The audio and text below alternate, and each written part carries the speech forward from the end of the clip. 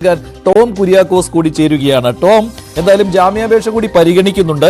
ഇക്കാര്യത്തിൽ വീഡിയോ ദൃശ്യങ്ങൾ തെളിവായി ഉണ്ട് എന്ന് ബോബി ചെമ്മണ്ണൂരിന് വേണ്ടി രാമൻപിള്ള അസോസിയേറ്റ്സ് വാദിക്കുകയാണല്ലോ ഇവിടെ. അപ്പോൾ അവിടെ ഒരു ആത്മവിശ്വാസം ഉണ്ട് എന്നുള്ളതാണല്ലോ. പക്ഷേ വീഡിയോ തൽക്കാലം കാണേണ്ടതില്ല എന്ന് കോടതി നിലപാടെടുത്തിരിക്കുകയാണല്ലോ.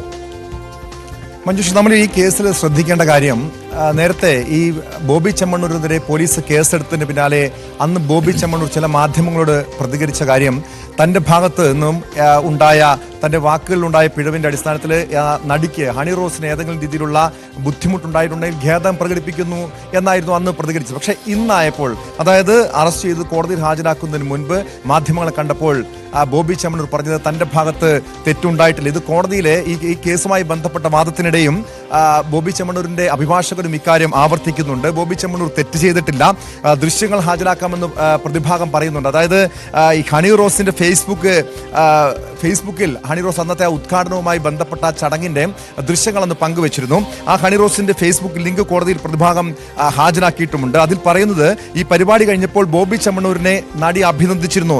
നടി അന്നത്തെ ദൃശ്യങ്ങൾ ഇപ്പോഴും അത് തൻ്റെ ഫേസ്ബുക്ക് പേജിൽ പങ്കുവച്ചിട്ടുണ്ടെന്നും പ്രതിഭാഗം ചൂണ്ടിക്കാണിക്കുന്നുണ്ട്. അതായത് നമുക്കറിയാം, ഈ ഒരു ബോബി ചെമ്മണ്ണൂരിൻ്റെ ജ്വല്ലറിയുടെ ഉദ്ഘാടന ചടങ്ങുമായി ബന്ധപ്പെട്ടായിരുന്നു അന്ന് ഈ വിവാദത്തിനാസ്പദമായിട്ടുള്ള ഈ സംഭവം ഉണ്ടാകുന്നത്. അതായത് മഹാഭാരതത്തിലെ ഒരു കഥാപാത്രത്തോട് ഉപമിക്കുക മാത്രമാണ് ഉണ്ടായതെന്ന വാദമാണ് ബോബി ചെമ്മണ്ണൂരിൻ്റെ അഭിഭാഷകൻ ഉയർത്തുന്നത്. അതായത് അതിനെ ഒരു ദ്വയാർത്ഥ പ്രയോഗം ആയിട്ട് ഒരു പക്ഷേ കാണണം. അതിലൊരു ലൈംഗിക അധിക്ഷേപം ഉൾപ്പെടെ ഉണ്ട്, സ്ത്രീത്വത്തെ അപമാനിക്കൽ ഉൾപ്പെടെ ഉണ്ട് എന്ന് പ്രോസിക്യൂഷൻ ചൂണ്ടിക്കാണിക്കുന്നുണ്ട്. അതുകൊണ്ട് തന്നെയാണ് പ്രോസിക്യൂഷൻ ബോബി ചെമ്മണ്ണൂരിൻ്റെ ജാമ്യാപേക്ഷയെ എതിർക്കുന്നത്.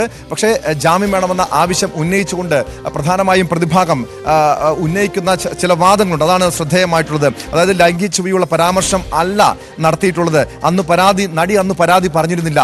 നടി വളരെ സൗഹാർദ്ദപരമായിട്ടാണ് അന്നത്തെ ആ സംഭവത്തോട് പ്രതികരിച്ചത്. പക്ഷെ നമുക്കറിയാം മഞ്ജുഷി, ഇത്തരം കേസുകളിലൊക്കെ ബോബി ചെമ്മണ്ണൂർ പല താരങ്ങൾക്കെതിരെയും അല്ലെങ്കിൽ പല യുവതികൾക്കെതിരെയും ഇതിനു മുൻപും ലൈംഗിക അധിക്ഷേപം അല്ലെങ്കിൽ ലൈംഗിക ചുവയോടൊക്കെ സംസാരിച്ചപ്പോഴും അന്നൊക്കെ ഇതിനോട് പ്രതികരിക്കാൻ പലപ്പോഴും യുവതികൾ, ഇതിന് ഇരകളായിട്ടുള്ളവരൊന്നും തയ്യാറായിരുന്നില്ല. അതിന്റെ പല കാരണമുണ്ട്. ഒരുപക്ഷെ അവരുടെ നിസ്സഹായാവസ്ഥയാകാം. ഇവിടെ ബോബി ചെമ്മണ്ണൂർ വിളിച്ചിട്ട് അല്ലെങ്കിൽ അതിൻ്റെ ഒരു പരസ്യവുമായി ബന്ധപ്പെട്ട് അതിൻ്റെ പ്രൊമോഷനുമായി ബന്ധപ്പെട്ട ഒരു പരിപാടിക്ക് എത്തുന്നു, അതിൻ്റെ ഉദ്ഘാടന ചടങ്ങിന് എത്തുന്നു. പെട്ടെന്നുള്ളൊരു ആക്രമണത്തിൽ എങ്ങനെ ഒരുപക്ഷെ പ്രതികരിക്കും? അതിൻ്റെ വലിയൊരു ആശങ്ക സ്വാഭാവികമായും ഇവരുടെ ഇടയിൽ ഉണ്ടാകാം. ഒരുപക്ഷെ പതറിക്കാണാം. ഹണി റോസ് ഇത്തരമൊരു പ്രതികരണം ബോബി ചെമ്മണ്ണൂരിൻ്റെ ഭാഗത്തുനിന്നുണ്ടായപ്പോൾ പതറിക്കാണാം. ഇതുപോലൊരു പ്രതികരണം അല്ലെങ്കിൽ ഇതുപോലൊരു ദ്വയാർത്ഥ പ്രയോഗം ഒരുപക്ഷെ പ്രതീക്ഷിച്ചു കാണില്ല. മാത്രമല്ല, ഇതിനെ ന്യായീകരിച്ചുകൊണ്ട് ബോബി ചെമ്മണ്ണൂർ വീണ്ടും ഹണി റോസിനെ അധിക്ഷേപിക്കുന്ന പല സംഭവങ്ങളും ഉണ്ടായി. നമ്മൾ അതിനുശേഷമുള്ള പല യൂട്യൂബ് ചാനലിനെ അടക്കം ഇന്റർവ്യൂകൾ പരിശോധിച്ചാലും ഇക്കാര്യം വ്യക്തമാണ്. അതിനെ ന്യായീകരിച്ചുകൊണ്ട് ബോബി ചെമ്മണ്ണൂർ വളരെ മോശപ്പെട്ട രീതിയിലുള്ള പരാമർശമായിരുന്നു ഹണി റോസിനെതിരെ നടത്തിയത്. ഇക്കാര്യങ്ങളടക്കം പ്രോസിക്യൂഷൻ ചൂണ്ടിക്കാണിക്കുന്നുമുണ്ട്.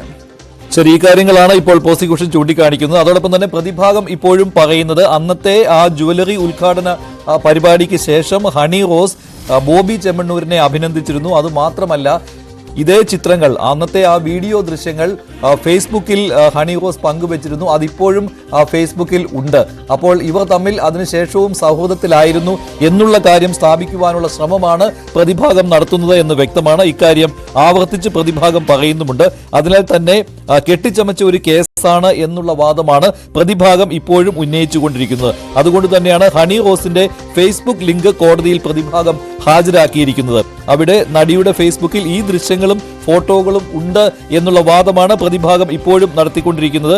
ആലക്കോട്ടെ ആ പരിപാടിക്ക്, ആ ജ്വല്ലറി ഉദ്ഘാടന പരിപാടി, അതിൽ ഉറച്ചു നിന്നുകൊണ്ടുള്ള വാദമാണ് ഇപ്പോഴും പ്രതിഭാഗം നടത്തിക്കൊണ്ടിരിക്കുന്നത്. അവിടെ ഇത്തരത്തിലുള്ള അധിക്ഷേപ പരാമർശങ്ങൾ ഉണ്ടായിട്ടില്ല.